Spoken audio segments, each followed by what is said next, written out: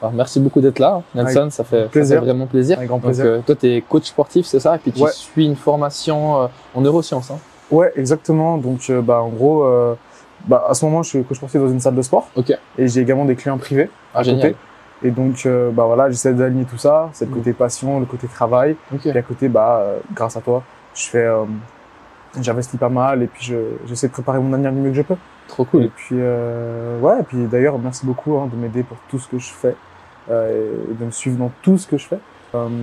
Comment je pourrais te présenter, essayer de te présenter un petit peu, je sais pas comment t'amener. Bien sûr, comme tu sais, voilà, moi je suis planificateur financier. Ouais. En fait, mon travail c'est très simple, c'est vraiment d'aider mes clients à réaliser leurs différents projets ou bien objectifs de vie en cherchant des potentielles économies ou optimisations dans les domaines comme par exemple la fiscalité, l'épargne, les investissements, ça peut être aussi le développement de patrimoine et l'immobilier aussi. Ok. Donc voilà, tous ces différents. On en parlera d'ailleurs de l'immobilier. Ça c'est clair, hein, ça c'est sûr. Mais sûr. Non, c'est cool. Ouais. C'est cool. Toi, dis-moi. Ouais, toi, t'as toujours su que tu voulais te lancer dans le sport, dans le. Non, alors pas du tout d'ailleurs. Ah ouais? Moi, j'étais parti complètement ailleurs. J'étais parti en architecture à l'époque. Ouais, okay. Quand j'étais un peu plus jeune. Pour situer, j'ai 21 ans.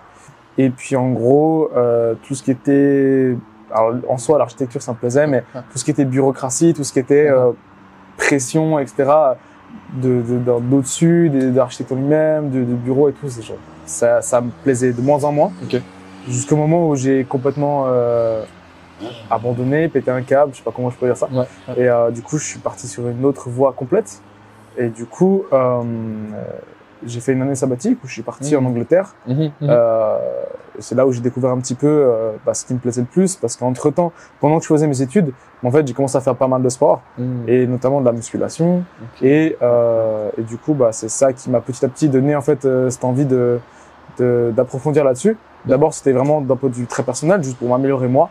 Et petit à petit, pour mon bien-être et tout, je me suis rendu compte que c'était même plus, c'était un mode de vie et pas seulement juste de la muscu. D'accord. En gros. Okay. Ouais, et puis, j'ai fait quelques stages, j'ai appris par-ci par-là, et puis en fait, je me suis décidé de faire une formation.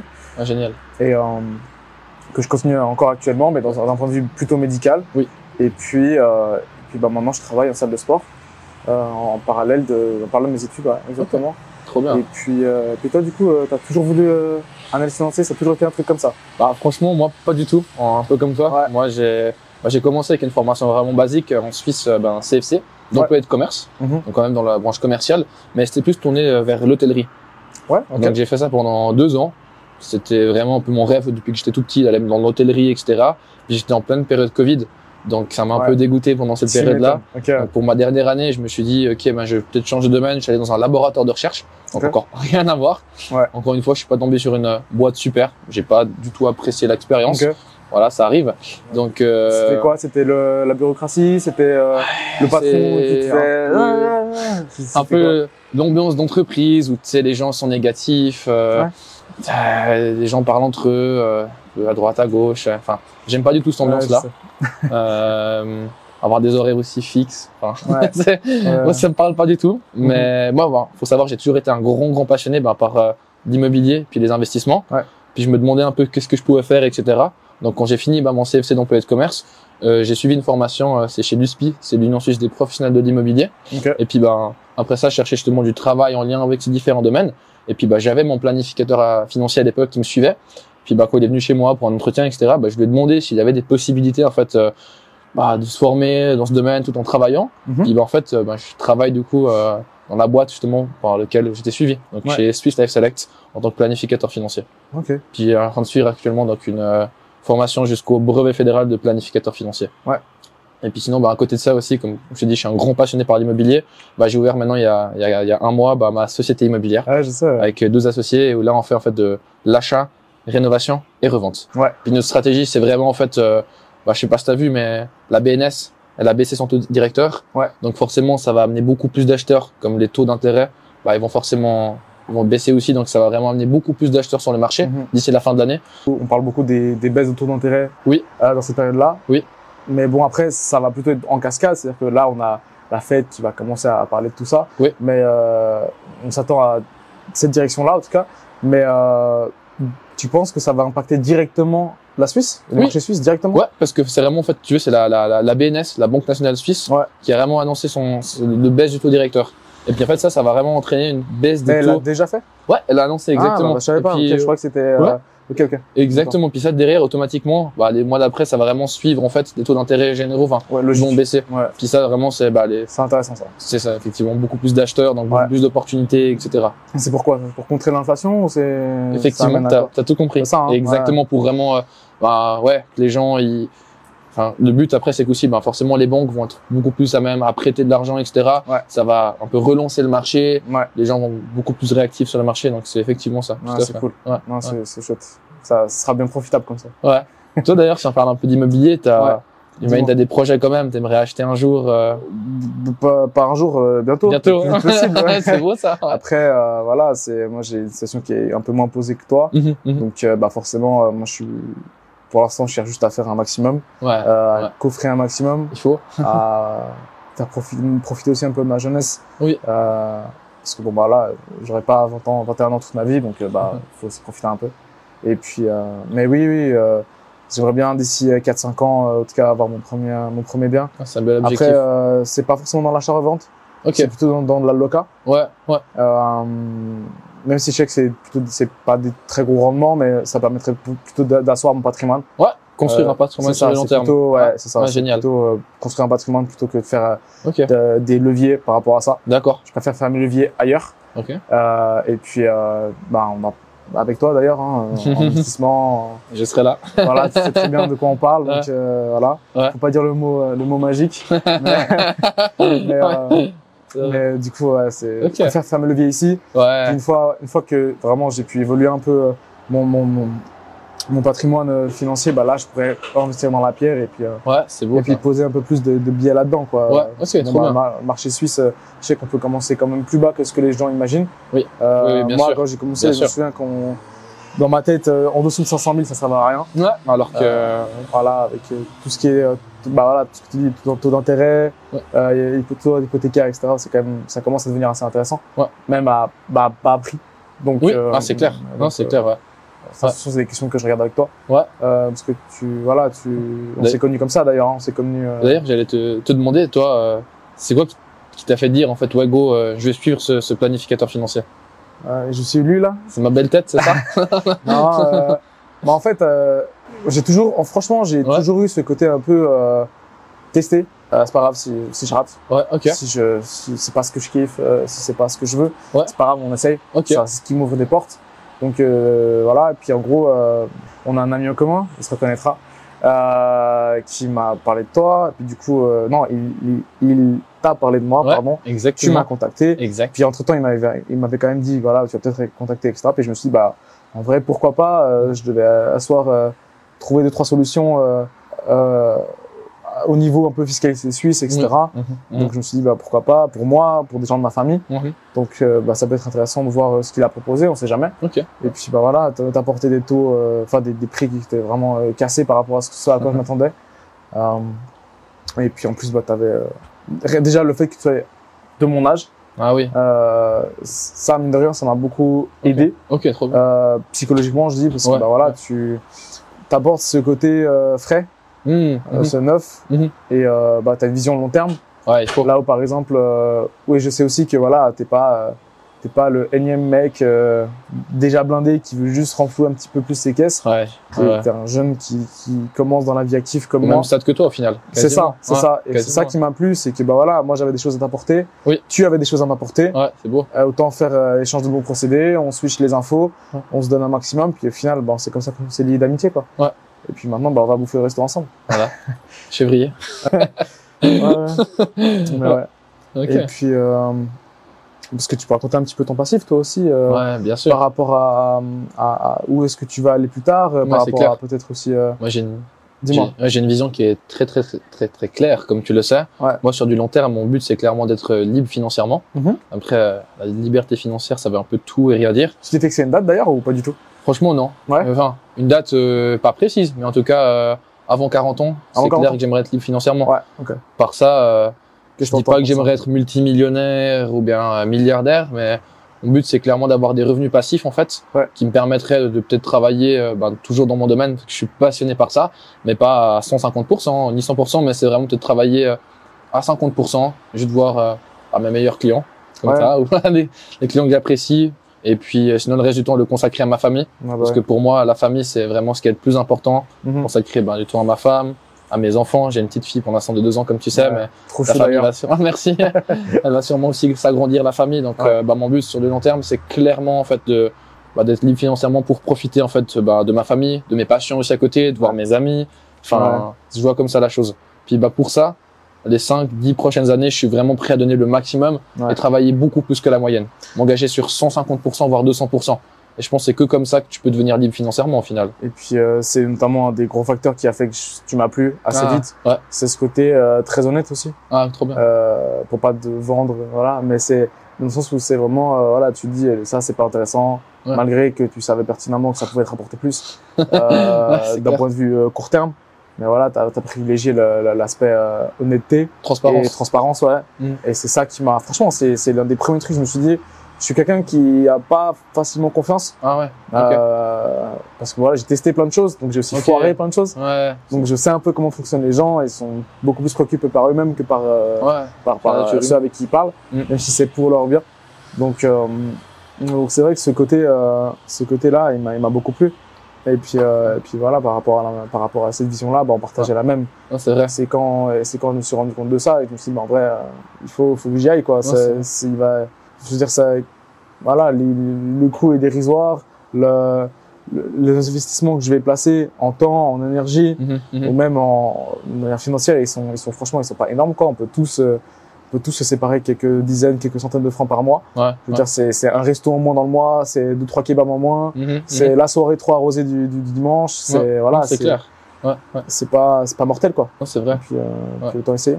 Non, c'est vrai.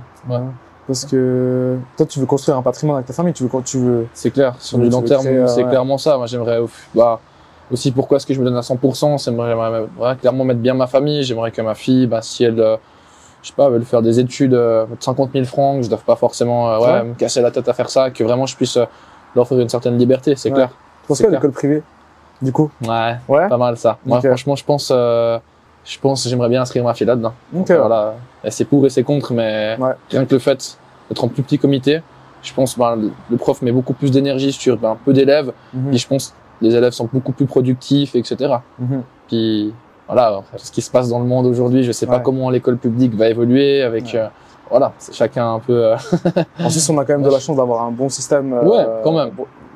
Éducation un bon système d'éducation, ça va, c'est vrai. Pour comparer à d'autres pays proches, on n'est pas Non, c'est vrai. Voilà, quoi. Mais toi, t'en penses quoi de l'école privée? C'est compliqué, je suis gris, franchement, je suis gris. T'as été en école privée, toi? Non, jamais. Non. C'est ça qui est compliqué, c'est que j'ai connu des gens en école privée qui ont très très bien réussi leur vie, qui ont accompli beaucoup de choses, et d'autres gens qui, à l'inverse, ils sont constamment avec une cuillère d'argent dans la bouche, dorlotés et tout ça, puis en fait, ils sont pas confrontés à la réalité. Je vois, intéressant. À cause de ça, en partie en tout cas, du fait de cet aspect un peu, très communauté plus petite, peut-être aussi plus sectaire. Donc forcément, je pense que ça sédentarise un peu le truc. Et ça dépend. Je pense que l'éducation en soi, elle vient pas forcément de l'école. Je pense que je vois plus les choses comme ça. D'accord, intéressant. Si moi je gère bien mon éducation quand j'aurai des enfants, je pense qu'il y aura pas besoin forcément d'école privée. Intéressant. En tout cas pas au début. Après, par exemple, pour tout ce qui est réseau, networking, etc., je pense que là, ça devient intéressant. Mais voilà, ton enfant à 12 ans, networking, non.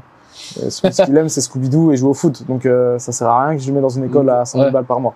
C'est un peu ma vision, tu vois. C'est pas mal. Pour moi, c'est plus intéressant le réseau, mais il faut qu'il ait déjà une bonne façon de voir les choses, une bonne vision, une bonne volonté aussi, des objectifs, tu vois, tout ça. Pour qu'après, il puisse mettre à profit, ces nouvelles relations pour ses objectifs et pas l'inverse. D'accord. Pas que ces relations influent. Voilà. Je vois. Je le vois comme ça. Après, peut-être si ça se trouve, dans un an, il y a un an, c'était pas comme ça, et dans un an, ce sera pas comme ça non plus. Donc, voilà, on évolue constamment, mais. Non, c'est clair. Celui qui change pas d'avis, voilà, c'est plus nul d'y demeurer, mais. Non, c'est vrai. toi, au niveau de, voilà, si on prend un exemple typique, ok, Ouais. un gars qui sort d'école, Ouais. fraîchement diplômé, 4005 net par mois, allez, 4000 net par mois, 1000 net par mois. il commence par quoi en termes d'investissement? Est-ce qu'il épargne? Est-ce qu'il investit? Troisième pilier, pas troisième pilier? Qu'est-ce qu'il fait? Très simple. Merci pour la question. Premièrement, ce qu'il faudrait faire, c'est vraiment épargner minimum 15% de ses revenus. Ouais, ok. Donc, sur ces 15%, il y a vraiment 5% qui vont partir dans le troisième pilier. Ouais. C'est un minimum, hein. C'est pour vraiment la prévoyance vieillesse, donc s'assurer vraiment un avenir financier sur du long terme pour assurer sa retraite. Okay. À savoir qu'aussi, ces 5% qu'il va mettre dedans, il peut les déduire fiscalement. Tout ce qu'on verse dans le troisième pilier, on peut le déduire fiscalement, ce qui est vraiment très très intéressant aussi. Ouais. En plus, ça t'assure ta retraite, c'est des fonds propres que tu peux utiliser par la suite pour être propriétaire. Et ensuite, les 10% qui restent, ça, les investir plus sur du moyen terme. Donc, genre, entre 5 et 15 ans. Non, je dirais entre plutôt 10 et 15 ans, pardon. Okay. Pour vraiment, en fait, accélérer le processus au lieu de laisser cet argent sur un compte bancaire dormir, qui te rapporterait un 0,2, 0,3. Vraiment l'investir, par exemple, dans des ETF, des fonds de placement, directement dans des actions, obligations, si on aime un peu plus le risque directement s'exposer.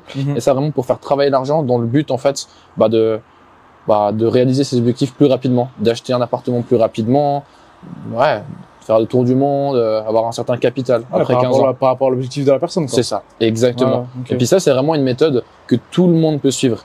Moi, je vois beaucoup des gens qui disent ouais, ok, il faut se lancer dans le trading, on peut faire de l'argent vite, crypto, etc. Oui, j'en fais aussi. Hein. J'aime beaucoup ça. J'ai vraiment rien contre, mais c'est juste que c'est pas fait pour tout le monde. Il n'y a pas tout le monde qui va réussir à être rentable grâce au trading, à être rentable grâce aux crypto-monnaies, choses comme ça. Et puis c'est ce qu'on discutait tout à l'heure. Oui. C'est que c'est un truc qui est vachement chronophage. Exactement. Ah, je doute pas, on en connaît, tu en connais, j'en connais. Des gens qui sont très très bien grâce à ça. C'est clair. Y a pas de souci, c'est véridique, hein, ça fonctionne. Ça marche bien. Mais c'est vrai que les comptes qu'ils ont cramés, les heures et les heures et les heures et les nuits qu'ils ont passées sur ces graphiques à étudier machin, ça ils le disent pas. C'est ça aussi qui est un peu traître, c'est qu'on le voit souvent le trading ou les cryptos comme un truc de voilà, tu poses là-dedans, tu fais x100. C'est dinguerie. Bon. La réalité, liberté financière en une année. C'est ça, c'est que si t'as un coup de chance, peut-être. Ouais. Forcément, ça a dû arriver. Non. Mais ça arrive à quelques. C'est ça. Une étincelle, enfin une poussière parmi le tas. C'est vrai. Alors que en vrai, sur du long terme, tout le monde peut avoir une certaine indépendance financière. Faut juste être patient, avoir une vision long terme. Moi, c'est ce que j'ai. Oui, j'aime beaucoup faire de l'argent sur du court terme, comme tu sais, j'imagine toi aussi. Mais il faut quand même garder cet esprit vraiment long terme. Et ça, il n'y a pas d'excuse. On peut tous le faire. Tu m'as dit un salaire 4500 net, tu m'as dit. Ouais, tu peux très bien sur ces 4500. Ça dépend de ton niveau de vie, encore une fois. Il y a des gens, j'ai des clients, ils gagnent 20 000 francs par mois et ils arrivent à mettre 0 francs de côté. Parce qu'ils ont un train de vie qui est beaucoup trop excessif. Ils sortent tous les voitures de location, des Ferrari, ils louent des bateaux, ils achètent des bateaux, leasing, enfin, c'est excessif. Mais t'as des gens qui, avec 4500 francs, ils peuvent épargner facilement 1000 francs par mois. Et ça, 1000 francs par mois, investi, 12 000 francs par année, investi par exemple à 5-6%, sur 20 ans, t'as ta liberté financière. T'as un capital de quelques centaines de milliers de francs, t'achètes d'immobilier, un immeuble, t'as des revenus passifs. Donc tout le monde, il n'y a pas d'excuse sur du long terme. Moi, je suis persuadé qu'ils peuvent avoir une indépendance financière. Il n'y a pas d'excuse. Et puis après, rien ne t'empêche aussi de ton côté. On a toute la partie, voilà, la partie épargne, toute la partie long terme.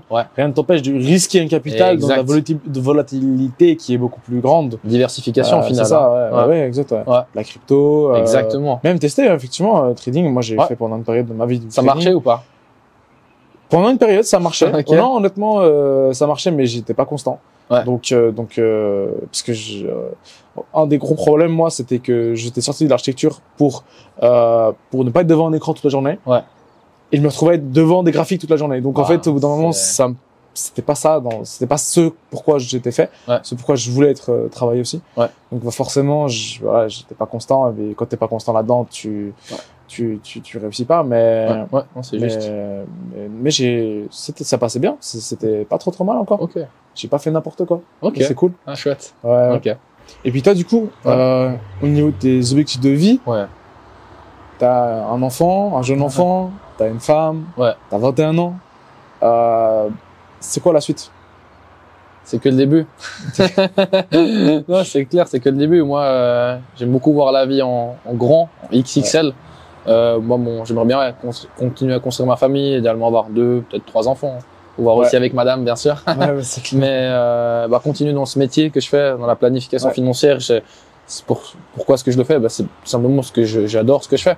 J'aime beaucoup accompagner mes clients, les servir. En fait, je vois ça vraiment comme un service en fait, d'aider mes clients à eux se développer. Et puis moi, ça me développe aussi en fait. Ça développe pas mal de mes compétences sociales. Ça m'apprend aussi même à gérer moi de mon côté.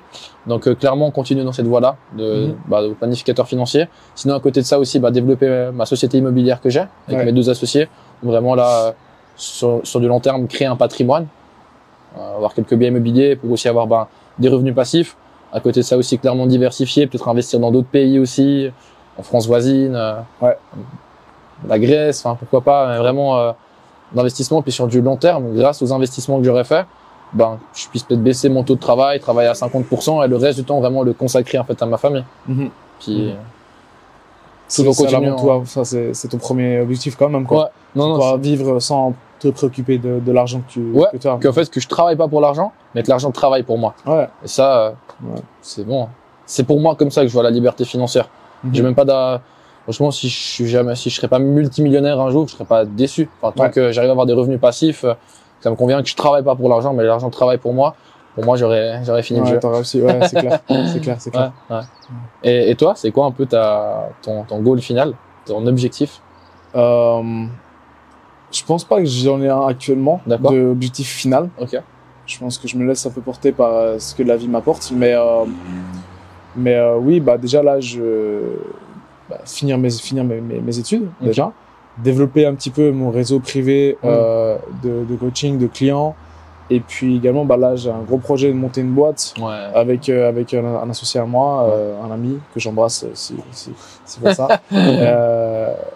Et puis, c'est ouvrir un cabinet, en gros, neurosciences. Donc, l'idée, ça serait d'ouvrir avec... on a un kiné, un physio, un posturo et moi. Et l'idée, c'est d'ouvrir un cabinet médical, soit à Genève, soit aux alentours dans la Riviera, par là. Magnifique. Et puis voilà, développer cette affaire-là. Et puis, parce que c'est ça qui me passionne. Si j'ai commencé ce métier, c'est pour être lié avec des clients, travailler dans la santé, travailler sur le bien-être des gens.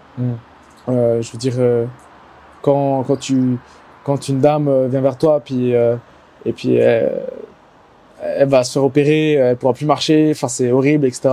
Puis toi, au bout de quelques semaines, elle arrive à remonter des escaliers, etc. Tu la vois pleurer. C'est des choses qui m'ont marqué, du fait que du coup tu réalises que ton travail il a vraiment une utilité propre, tu vois, quelque chose qui me manquait en fait.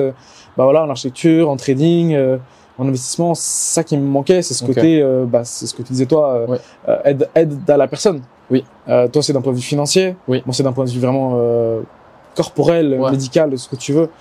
C'est quelque chose qui m'a marqué profondément et qui me marque toujours. Et c'est ce que je recherche. C'est trop bien. Et donc, après, si je peux en vivre, tant mieux. Mais je pense qu'à 60 ans, je continuerai à faire ça parce que peut-être ce sera dans d'autres systèmes, d'autres fonctions, d'une autre manière, mais ce sera toujours lié à ça. Ça, j'en suis persuadé. C'est ce que j'aime, c'est ce que je veux pour les gens. Et puis, vraiment dans l'avantage. Pardon. C'est vraiment dans cette objectif vraiment d'aider les autres en fait, avant de penser à toi. Ça, c'est génial. J'aime beaucoup. Et puis, j'aime beaucoup cette mentalité. Ce que j'ai remarqué qu'aussi, c'est en faisant comme ça que les choses elles viennent à toi. Il y a une phrase qui dit, je sais pas si cet écrivain Big Biglar qui dit dans la vie, tu peux obtenir n'importe quoi si tu aides suffisamment de personnes à obtenir ce qu'elles veulent. Je sais pas si t'as déjà entendu ça. Non, jamais entendu, mais ça représente bien ce que je pense parce que c'est ce que j'ai vécu aussi. C'est-à-dire que quand tu veux avoir une vie épanouie, une vie relationnelle épanouie, une vie professionnelle épanouie, etc., quand tu la cherches absolument, quand tu fais tout pour avoir des clients, tu vas te brûler les ailes. Alors que franchement, quand t'aides vraiment les gens, quand tu les pousses à être, ça paraît bateau, mais quand tu les pousses à être qui ils sont, quand t'aides vraiment, tu veux aider, tu veux foncièrement aider, tu trouves des solutions, tu foires, tu recommences, tu t'aides, etc. Au bout d'un moment, ça marche et c'est là où ils te rendent, quoi. C'est là où ils te le rendent et ils te le rendent 1000 fois plus que ce que tu aurais pu imaginer. J'aurais jamais été dans cette situation actuelle si j'avais pas fait ça, si j'avais pas vu les choses comme ça. Donc c'est vrai que ça, c'est un gros truc que j'ai compris récemment. C'est vrai que pour moi, c'est ce qui définit un peu ma manière de travailler en tout cas. Génial. Trop bien. Et puis voilà, pour ce qui est de la famille, pareil, tu sais, j'ai une copine, je me vois bien vivre toute ma vie avec elle. Ça va très bien, donc beau ça. Je veux dire, fonder une famille, j'ai pas encore la tienne, malheureusement. J'ai pas encore l'appartement avec vue sur le lac, etc. Mais soon. Et puis, c'est quelque chose qui est sympa, quoi. Ok. C'est quelque chose qui me fait rêver. Ah, C'est aussi une des choses pour laquelle j'ai commencé à travailler avec toi. Ah bah. C'est ce côté, voilà, t'as les objectifs professionnels et, on va dire, social qui sont liés. Non, c'est vrai. Donc, trop bien. Voilà. Puis toi, tu dirais, au jour d'aujourd'hui, c'est quoi tes plus grandes réussites et puis tes plus grands échecs? Si t'en as, des échecs. J'en ai plus sûr. Sinon, j'aurais pas avancé. Ah. Non, mes plus gros échecs, je pense que c'est mon non-assiduité. D'accord. J'ai eu un peu de mal, en tout cas à l'époque, à suivre ce sur quoi je me lançais. Ok. Après, c'est peut-être aussi la jeunesse qui fait ça, mais je suis toujours jeune. Hein, mais je veux dire, encore plus jeune. Ouais. J'étais un gamin. Ce côté où voilà, on veut tester tout et n'importe quoi et on croit que tout est faisable trop facilement et passivement en prenant que 5 minutes par jour, chose qui n'est pas réalisable dans la vraie vie. Et ça, je me suis vite rendu compte que ça fonctionne pas comme ça. Aussi que si tu veux trop quelque chose, bah, c'est ce qu'on disait tout à l'heure, c'est que tu vas, si tu cherches trop à faire quelque chose par tous les moyens possibles, en général, ça va foirer. Tu vas faire des mauvais coups à des gens, tu vas pas faire la bonne façon, tu vas forcer un peu les angles et ça va pas fonctionner. Non, tu vas te brûler les ailes. Par contre, une plus grande réussite, je dirais mon réseau.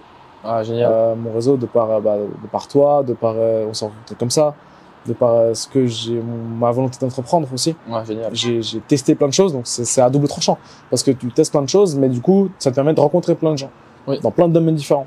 C'est vrai. Et ça, mine de rien, ça m'a aussi apporté pas mal de bonnes choses. Voilà, maintenant, j'ai un problème au niveau fiscal, je sais aller qui voir. J'ai un problème au niveau relationnel, je sais aller qui voir. Ouais.